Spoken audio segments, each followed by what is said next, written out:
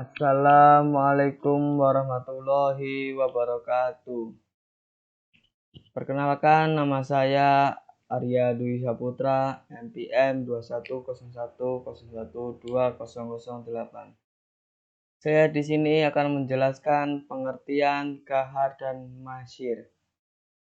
Untuk memenuhi tugas mandiri saya di MK Fikih Muamalah. Yang pertama yaitu gahar.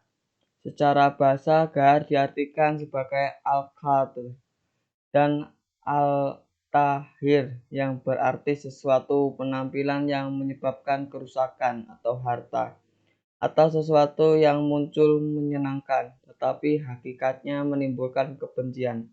Dengan kata lain, pengertian gharar adalah suatu tindakan yang di dalamnya diperkirakan tidak ada unsur kerelaan. Para ulama fikih mendefinisikan gahar sebagai berikut. 1.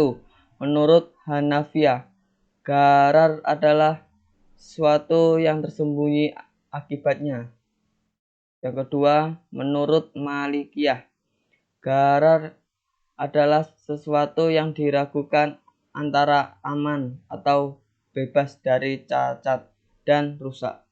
Yang ketiga yaitu menurut Syafi'iyah, gharar adalah sesuatu yang tidak diketahui urusannya dan tersembunyi akibatnya.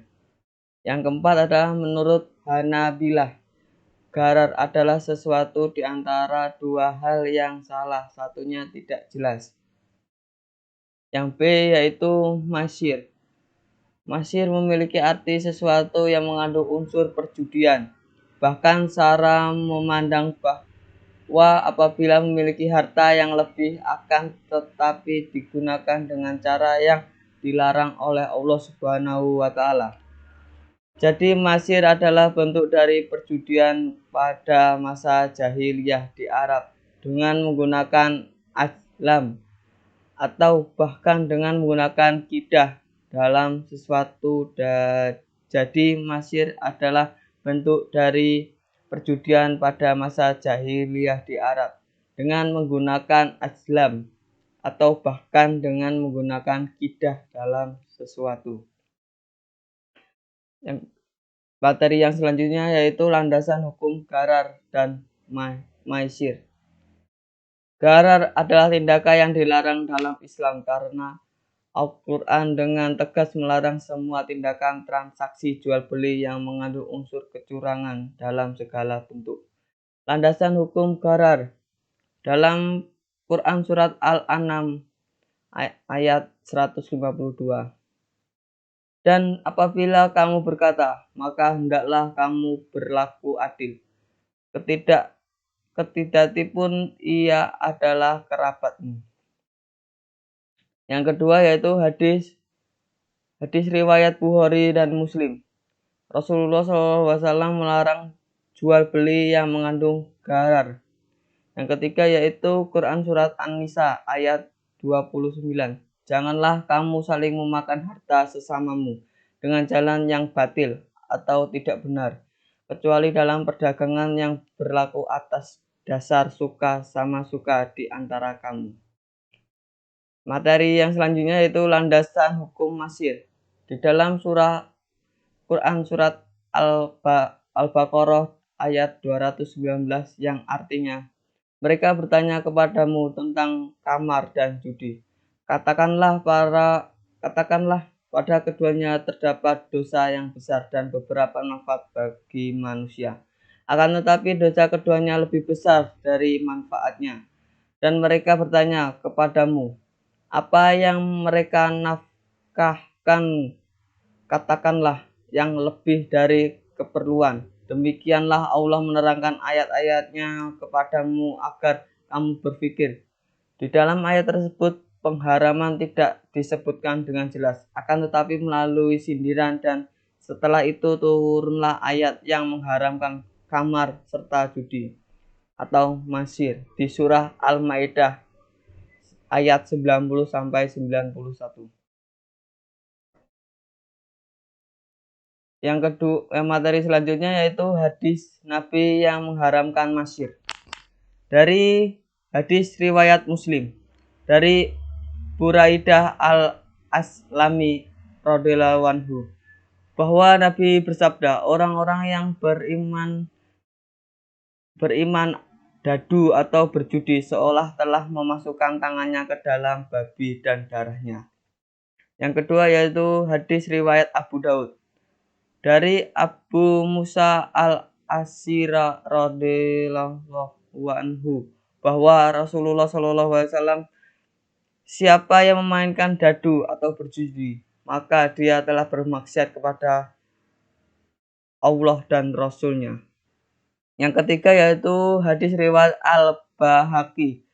Sesungguhnya Allah telah mengharamkan buat kalian kamar, judi, dan kubah.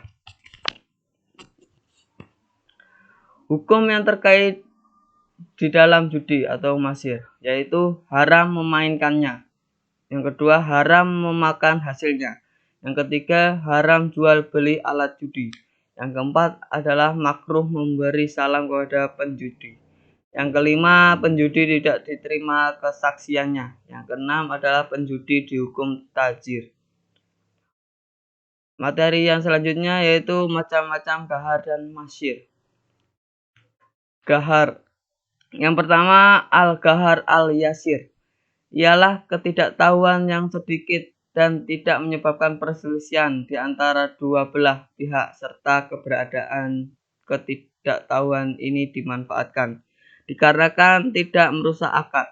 Para ulama juga sepakat memperbolehkan hal ini dikarenakan alasan kebutuhan, seperti jual beli rumah tanpa melihat pondasinya karena tidak terlihat di dalam tanah, dan jika melihat sama saja membongkarnya, hal ini akan merusak rumah tersebut.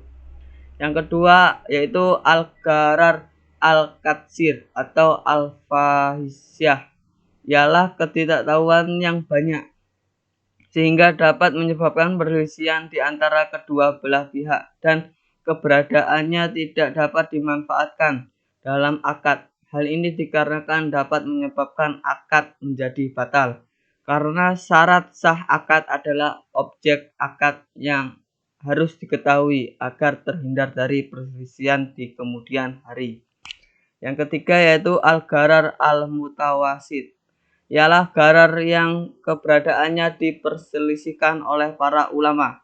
Apakah termasuk ke dalam gharar al-yasir atau gharar al-katsir, atau juga keberadaannya berada di bawah gharar al-katsir dan di atas gharar al-yasir.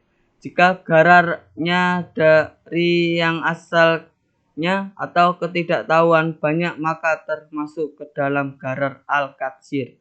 Dan jika sebaliknya lebih sedikit, maka masuk ke dalam gharar al-yasir. Masyir. Masyir dibagi menjadi dua, yaitu masyir lahwi dan masyir al-qimar. Masyir ahlawi yang memiliki arti perjudian yang bersifat hiburan atau judi yang tidak menggunakan uang dalam pertaruhan. Contohnya seperti catur, permainan dadu, dan lain sebagainya. Yang kedua yaitu masyir al-qimar yang memiliki arti perjudian yang bersifat taruhan dan cara ataupun aturannya tidak lazim digunakan orang dalam berjudi. Oleh karena itu para ulama sependapat untuk mengharamkan jenis judi yang kedua ini. Contoh praktek gharar dan masyir dalam muamalah. Yang pertama yaitu perbankan. Perbankan gharar di dalam perbankan dikenal dengan sistem bunga yang dikenakan atas semua transaksi, baik transaksi kredit maupun deposito. Biaya bunga yang dihitung adalah jenis gharar yang mempertukarkan kewajiban antara satu pihak dengan pihak yang lain. Yang kedua yaitu asuransi. Peserta asuransi, pemegang polis, dan perusahaan kontrak yang dilakukan dibuat berdasarkan pada ihtimal atau penggadaian semata. Yang ketiga yaitu bursa. Pasar saham yang banyak ditemukan di setiap transaksi. seperti transaksi dalam pasar saham yang sebagian bukanlah jual beli yang sebenarnya karena tidak mempunyai unsur serah terima antara kedua belah pihak yang melakukan transaksi. Padahal transaksi yaitu serah terima barang dagangan serta pembayarannya salah satu dari keduanya. Sekian, terima kasih dari penjelasan mengenai Gharar dan Masyir. Selanjutnya saya akan menjelaskan tentang teori akad. Pengertian akad secara Kamus Bahasa Indonesia, akad berarti perjanjian atau kontrak. Dalam bahasa Arab, akad berasal dari kata akada, yakidu, akdat, akdan, yang sinonimnya 1. Aja'ala, ukdatan, yang artinya menjadikan ikatan. Yang kedua, akada, yang artinya memperkuat. Yang ketiga, lazima, yang artinya menetapkan. Pengertian akad menurut para ahli. Yang pertama yaitu Wahbah Zuhaili. Akad merupakan kesepakatan dua hendak untuk menimbulkan akibat hukum, baik menimbulkan kewajiban, memindahkan, mengalihkan maupun menghentikannya. Yang kedua, Ibnu Abidin. Akad dengan pertalian antara ijab dan qabul sesuai dengan kehendak syariah yang berpengaruh pada objek perikatan. Jadi akad adalah gangguan dari ijab dan qabul yang menimbulkan suatu hukum. Ijab adalah penawaran oleh salah satu pihak dan qabul adalah tanggapan atas kesepakatan yang dibuat oleh kedua pihak sebagai tanggapan atas tawaran pihak pertama. Yang kedua, materi yang kedua yaitu syarat dan rukun akad. Agar suatu akad menjadi sah, maka harus memenuhi rukun-rukun yang menjadi esensi akad. Yang pertama yaitu al-aqid adalah atau orang yang akad. Akid terdiri dari dua pihak yaitu penjual dan pembeli. Al-aqid harus memenuhi beberapa syarat yaitu yang pertama abliyah atau ahli akad. Ahli akad ada dua yaitu ahli wajib yang artinya kelayakan seseorang yang menetapkan kepastian yang harus menjadi haknya. Ahli wajib memiliki dua unsur yaitu unsur ijabi atau kelayakan untuk mengambil haknya. Yang kedua unsur salabi atau kelayakan untuk memenuhi haknya. Ahli wajib ada dua macam yaitu ahli wajib kurang atau kelayakan untuk menerima hak bagi dirinya sendiri, contoh menerima warisan keluarga. Yang kedua, ahli wajib sempurna atau kelayakan untuk menerima hak dan memenuhi kewajiban. Contoh, seorang bayi yang baru lahir sudah dikenakan membayar zakat. Yang kedua, ahli ada adalah kelayakan seseorang yang memenuhi kewajiban yang telah ditetapkan syara seperti sholat, puasa, zakat, dan haji. Ahli ada dibagi menjadi dua yaitu ahli ada kurang atau kelayakan seseorang untuk memenuhi sebagian kewajiban dan tidak pantas memenuhi kewajiban lainnya. Yang kedua yaitu ahli ada sempurna atau kelayakan seseorang yang telah mencapai usia balik. Materi yang selanjutnya yaitu al-wilayah atau kekuasaan.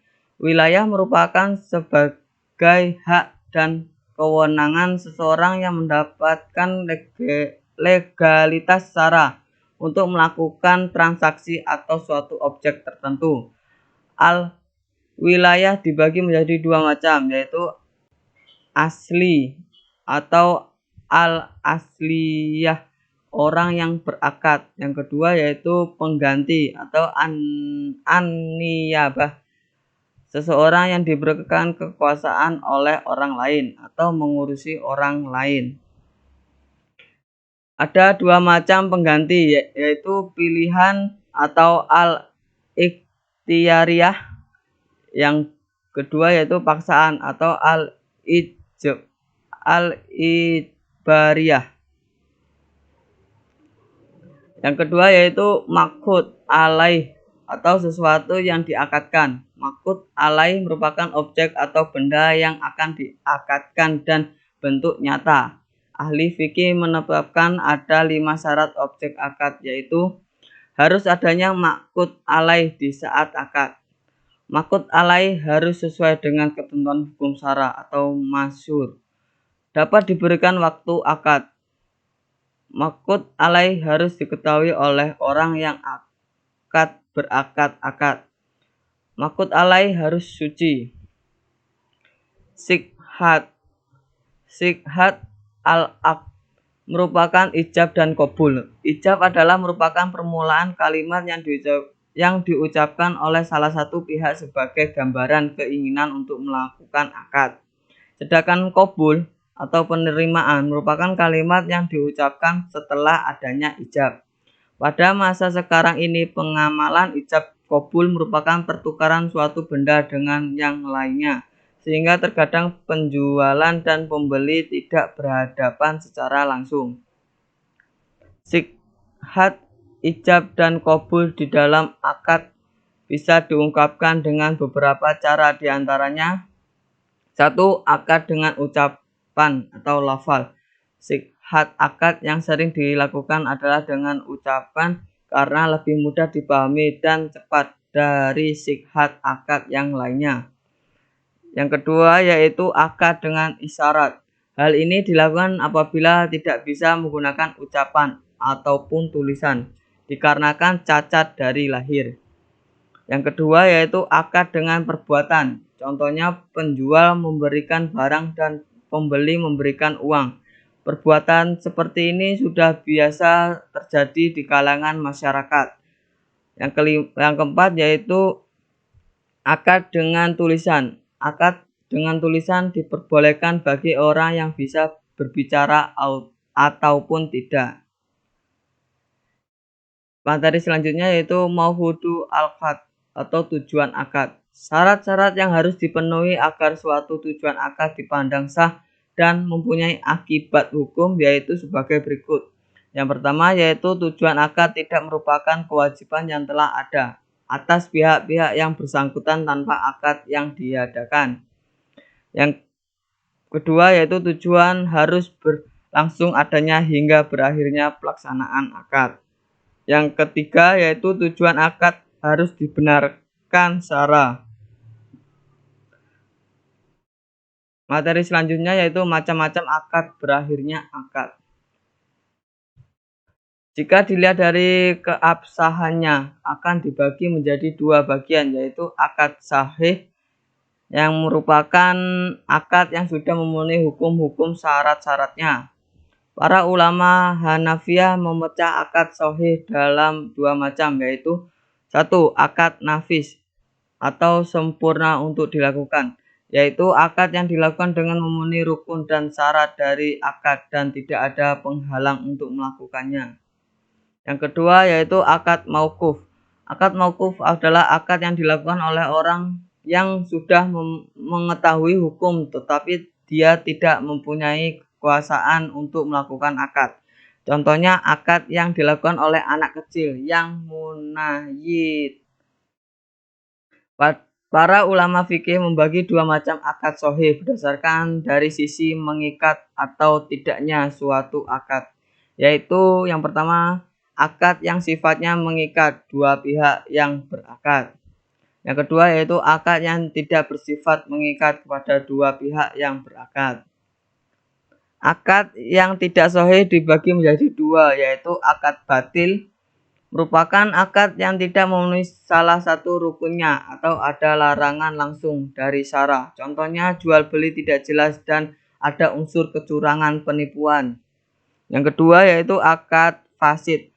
Merupakan akad yang pada dasarnya disyariatkan akan tetapi sifat yang diakadkan itu tidak jelas. Berakhirnya akad. Yang pertama yaitu akad berlaku akad sudah berakhir jika akad tersebut tidak memiliki batas waktu. Yang kedua yaitu dapat dibatalkan oleh pihak-pihak yang berakad tersebut sifatnya tidak mengikat. Dalam akad sifatnya mengikat, suatu akad bisa dianggap sudah berakhir apabila satu, adanya unsur penipuan atau tidak sesuai dengan syariat. Yang kedua yaitu adanya khiyar. Yang ketiga yaitu pembatalan akad. Yang keempat yaitu masa akad berakhir. Yang kelima yaitu tidak memungkinkan melakukan akad. Itulah materi yang saya sampaikan dari kedua materi subbab. Saya akhiri, kalau ada salah menerangkan materi-materi yang saya sampaikan, saya minta maaf. Yang sebesar-besarnya saya akhiri. Wabillahi taufik walhidayah. Wassalamualaikum warahmatullahi wabarakatuh.